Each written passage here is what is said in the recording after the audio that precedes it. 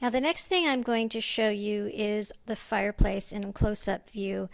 We are going to be placing cement board over the surround as well as the hearth, and then tiling it with travertine we had left over from our bathroom project.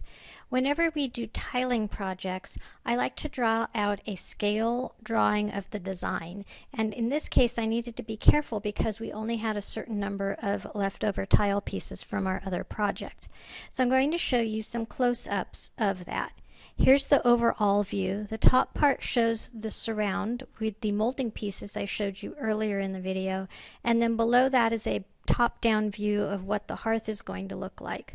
And I'll show you some close-ups here in just a second.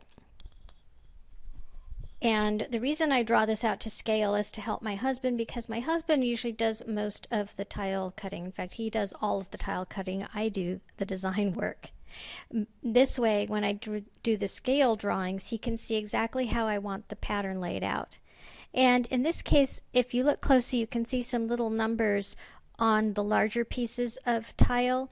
That was so I could make sure we were going to have enough of the big pieces of travertine if we cut them down to create the pattern that we needed, because we're trying to be resourceful and use up the items we have on hand.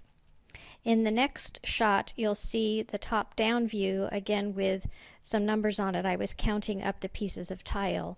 And those dark squares in the center of the diamonds, those are little pieces of granite, again leftover tile, this time from our kitchen remodeling project, that I wanted to use to tie in with the granite on the wet bar counter.